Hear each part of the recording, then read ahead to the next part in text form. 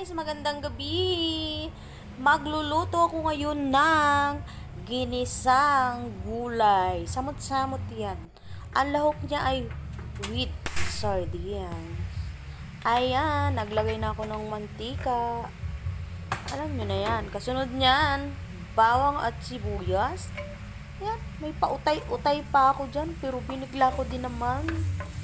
Oh, di ba? Yan, mekos-mekos, mekos-mekos. Sunod na ang kamatis. Asan na? Ang tagal.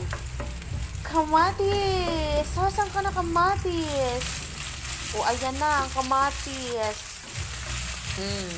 Mekos-mekos, mekos-mekos. Ayan. Ayan, medyo malambot na yan. Sunod ang sili at larang berde. Siguro naman alam niyo yung larang berde, di ba? Ayan, mekos-mekos